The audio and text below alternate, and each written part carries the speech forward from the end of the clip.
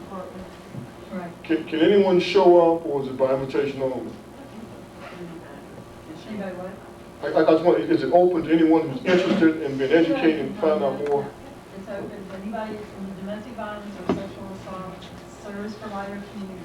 Okay, will someone be the official note taker tonight so that we can make sure we get that captured and so it can be reflected in the minutes so we can get out there to everybody so everybody can be aware of the fact that the first Thursday of every month at 9 o'clock at the YWCA, third floor where they meet and convene. Okay. Domestic violence and sexual assault task force for the city of Charleston. It's been up and running. That task force has been meeting for 10 years. Yeah. Do they have any intervention counselors? So my question again is, who's going to be the note taker? I need someone to say, okay, you got to Do spell. you want me to send a mass email to everyone with this information? Yeah, I mean, we're going to capture the notes and let's fire them out to everybody. If you send them to me, my people send them out. I think they're trying to keep a database. I just want to make sure that everyone who comes to the meeting, provide their information, can get the information. And they have it and we capture it as accurately as we can. Okay? Someone have a question? Or comment? Yes. I would like, with permission, to just introduce, because I don't think we did it last time, what the definition of domestic violence is. If that would be all right. Can you do it in Go for a second. 2 minutes?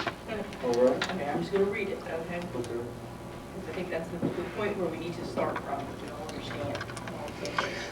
Domestic violence is a pattern of coercive behavior used by one person in order to maintain power and control in a relationship. Batterers repeatedly subject their victims to physical, sexual, verbal, emotional, and financial tactics of control in order to force them to do something the batterer wants them to do without regard to the victim's rights or well-being. That's the social definition of domestic violence. The legal definition involves the hitting, the pushing, the slapping, things like that, intimidation, threats, stalking, those kind of things. But that's the social definition. And that's the framework with which I hope we go forward. Because it's important that as you speak to the community and in your own process that you understand that, batterers batter. And they are responsible for their behavior. There are mitigating factors. There are factors that play a part. Drugs, alcohol, the fact that they may have been abused as children, mental health issues, all sorts of issues that play a part, but it doesn't excuse the behavior. And what we have seen and what we don't want to see, we don't want to see victim blaming and we don't want to see excusing. If you take away that accountability from someone, then you also take away their ability to change their behavior. So we're about promoting change. We're about supporting victims and changing their lives and supporting batterers who want to change their lives. But when you excuse it, you take away their ability to change it. And I got a If you would like to include that definition, the social definition, because I think nomenclature, vocabulary, words mean something, and they create ideas and they create the way people do things. I think that would be good as well. Again, where I want to get is for us to start talking about, how do we move forward to really develop a comprehensive, holistic, integrated domestic violence prevention and educational system that everybody who's interested know how to access it. What we're trying to do here now is sort of like the church. That's my life. I know it. I know all the buzzwords, the language. I know what time everybody's services start, and those wonderful things. But people outside the faith don't know. And so what we're trying to do is create a venue. People don't know where you are, don't know how to access you, don't really know. So unless they've been directly involved in it, it's not something they really even understand where to go or how to get there. So we're trying to provide a venue to start getting you connected with each other, start getting us connected with you so you can educate us. And then we create whatever we decide that you want to do, and I'll try to help support that in terms of training and workshops, those type of things, because we got to get more people educated, more people to pay attention and to learn and to know so that they know how to help folks. Yes?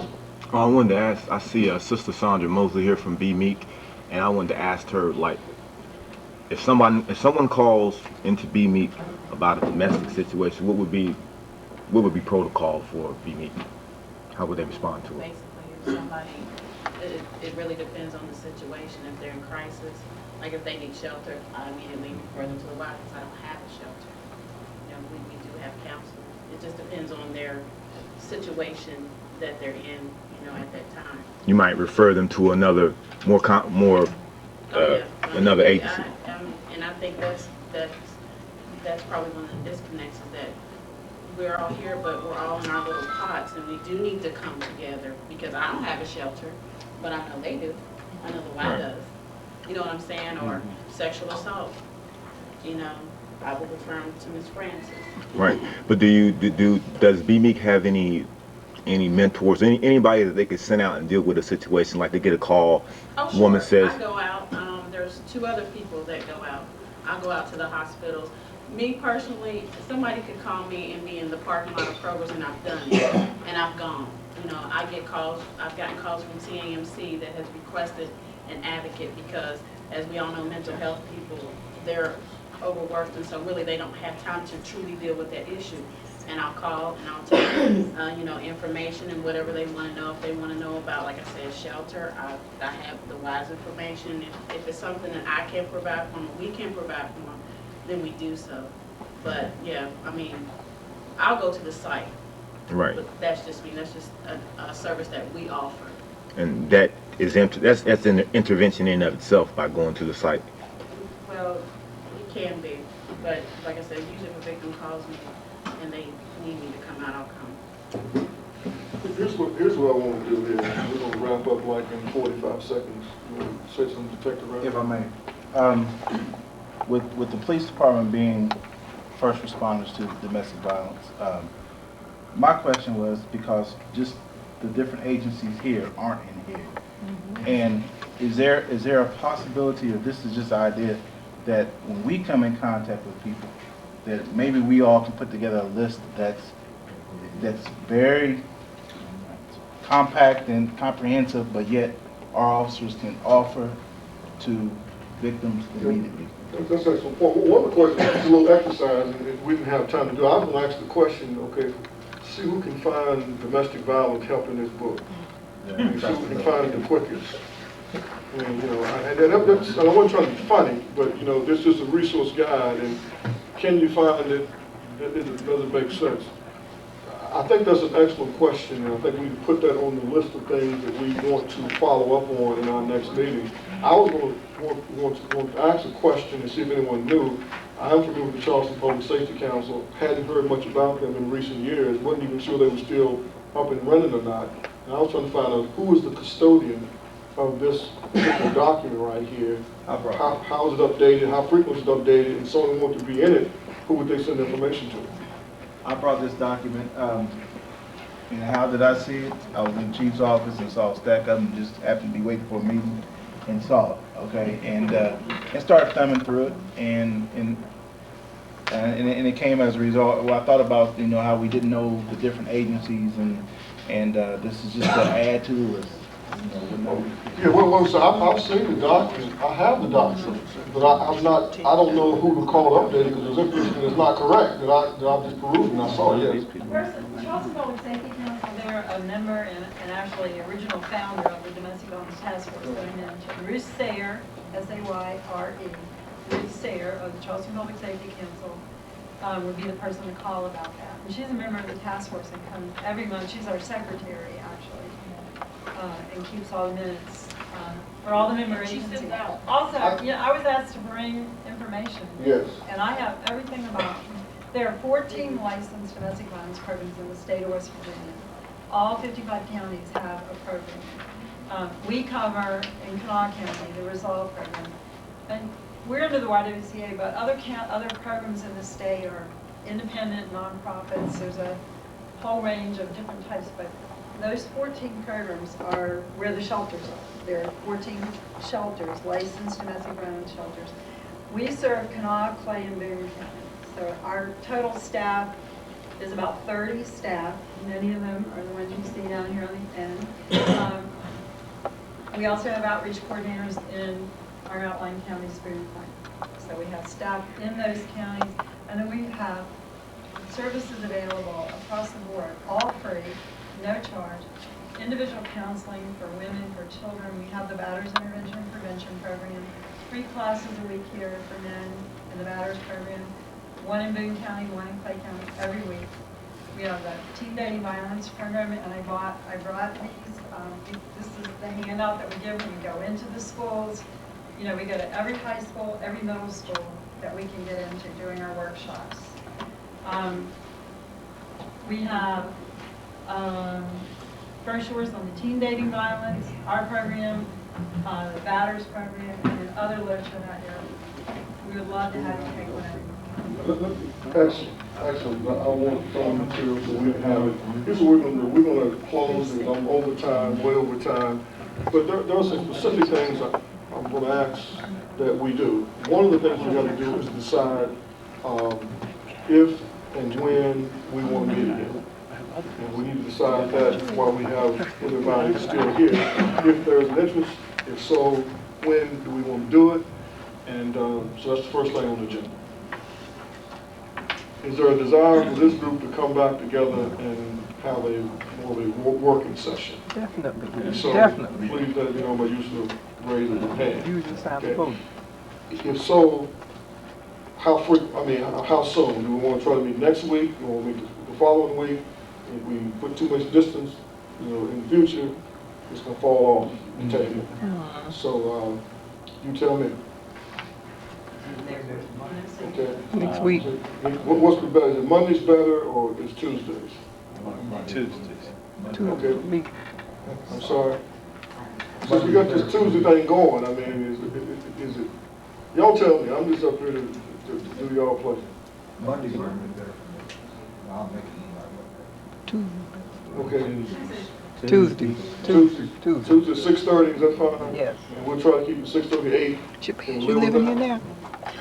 Saturday, the 26th, and we'll have more information on that, Okay. just to educate teens in the area about domestic violence and Okay. All right. Excellent. healthy relationship. I got right here. I got a question. I'll come to. Sort of a comment. I appreciate that you offered the definition, but I think like you in a lot of ways. So I distill that down. We're talking about harassment that occurs between spouses, people who cohabit, girlfriend, boyfriend. It has all the features of harassment that pernicious, persistent, produces a negative environment, da. So we are all on the same page right there. Well then, what is it that we want to achieve or accomplish? What would be our mission? And from that, we need to establish goals so that we see this, and this occur. And that will move our discussion in the direction that we really want to go. All of these organizations have mission statements and goals. Maybe we could put that together in some kind of a thing and pick out what it is we want to see ourselves be able to do, because one of the components or the facets of my motivation for being here is that I know what it is. I saw it in my house. I saw it in my friend's house. And it was the way it was in the neighborhood, keep them pregnant in the summertime, barefooted in the winter. I've seen it all from, the beat down in public, and and my wife and I now, we go somewhere, I will not allow her to be behind me. We're going to be side by side, or she's going to be in front. But I have seen the wife walking 2 and 3 steps behind the man and all this kind of stuff. And so now we kind of like, as James Brown said, pull the sheet off of it. I like that we're going public with this. And that's another reason why I'm here, because many of the kids that we deal with, that I see every day, they have lived this just like I did. I'm probably here for a little healing too. Here I'm 60 years old almost. Finally at last, this is, let's do something about it. Let's be focused. Let's be determined. And give you another little catchy thing. Gentle pressure applied relentlessly, along with the sustained outrage. You know, we had an incident that caused us to be able to establish sustained outrage, but we want to keep it going. Week after week after week, gentle pressure applied relentlessly, and we can get things done, I believe. I just had to get that off my chest. Also this issue of sexual violence as a whole. Silently she sits by the wayside, scared and alone, as passersby avoid her, trying not to look. Silently she cries out to a world so cold. In fear she returns home, to a home so unsafe, so insecure. She is hunted, even in her most private places. She is not safe, but she has nowhere else to go. Who will help the helpless? Who will speak for the speechless and support the silent victims of violence? Who among us will take a stand? Thank you.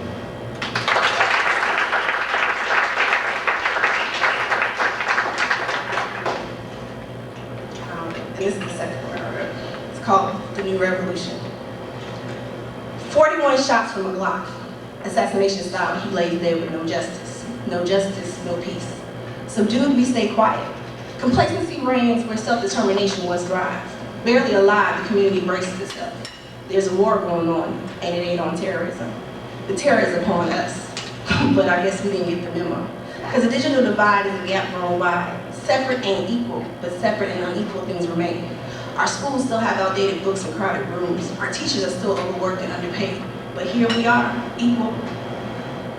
But now we can shop at malls and go to Big Ten schools and work at corporate jobs. Wake up, people. There's a war going on, and no child will be left behind, or so they say. At alarming rates, brothers are being locked up, gunned down, and shipped out. It's all out hunting season, and black is the game of choice. Now, don't be fooled because we in the NBA got bling bling. Inequality and oppression are just as alive as ever. Wake up, for silence is death. We flee from our neighborhood seeking greatness, never looking back, always shucking and jiving, singing and dancing, trying to show that we're as good as them. We do ourselves a disservice, divorcing ourselves from our less fortunate.